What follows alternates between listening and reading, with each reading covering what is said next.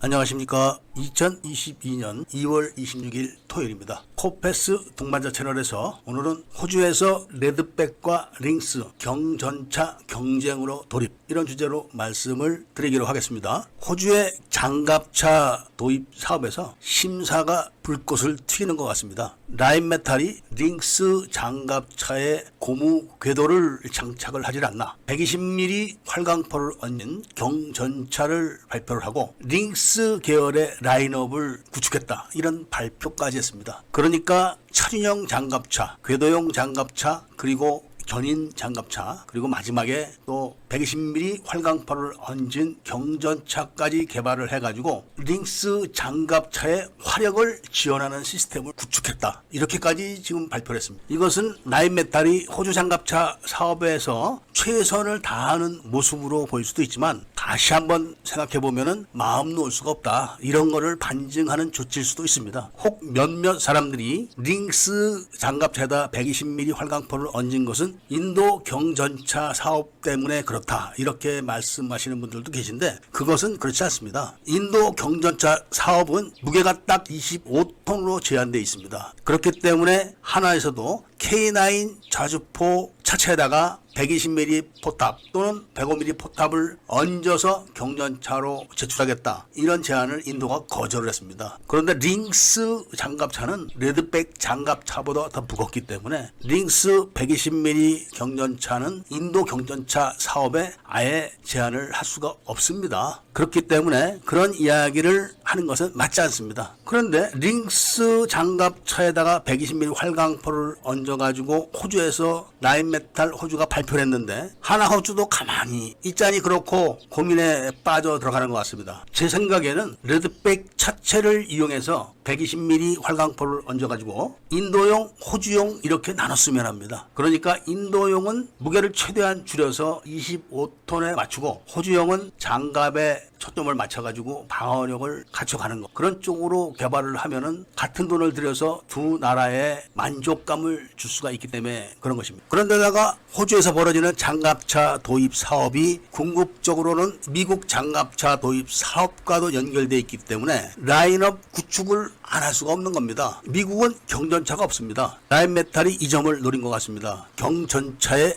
장점은 긴급한 수송입니다. 그러니까 수송기에 실어서 공수를 할 수 있는 겁니다. 그러니까 장갑차만 보내는 것보다는 화력을 지원할 수 있는 경전차도 같이 보내면은 분명히 이점이 있는 겁니다, 전술적으로. 그러니까 링스 장갑차는 이런 라인업이 구축되어 있는데 레드백 장갑차는 그런 라인업이 없다, 이렇게 되면은 점수에서 많이 깎이게 됩니다. 그런데 이렇게 라인업을 구축하는 게 다 돈입니다. 그렇다고 하나가 호주에다가 K21105를 보낼 수도 없는 것이고, 호주에서 발표를 하려고 하면은 레드백 차체에다가 120mm 활강포를 얹어야지만 되는 겁니다. 아직까지는 그런 레드백 120mm 경전차는 없습니다. 만들어야 된다, 이런 거죠. 그게 다 돈이 들어가는 일입니다. 하나와 라인메탈이 호주에서 경전차 사업을 하는 것을 보면은 경전차 자체 평가로서는 앞설 걸로 보입니다. 많은 뒷받침을 해주는 후속 조치로서는 많이 떨어집니다. 그거를 극복하기 위해서 이집트 K9 자주포 수출 계약을 해가지고 기갑 철강 공급 계약서를 간신히 맺었는데, 그렇게 되니까 또 라인메탈이 120mm 경전차를 출품을 해버린 겁니다. 물론 하나가 마음 먹고 조금 전에 말씀드린 것처럼 레드백 차체를 이용해서 25톤형 또는 35톤형 이렇게 둘로 나눠서 개발을 하게 되면은 인도와 호주에 다 제시를 할 수가 있어서 불리하진 않습니다. 그리고 기술력도 한번 자랑할 만할 겁니다. 이미 K21 120mm 경전차는 두산에서 만들어 본 경험이 있기 때문에 그렇게 어렵지는 않을 겁니다. 그렇기 때문에 레드백 차체에다가 무게를 줄인 120mm 활강포를 얹은 경전차를 만들 수만 있다면 인도에서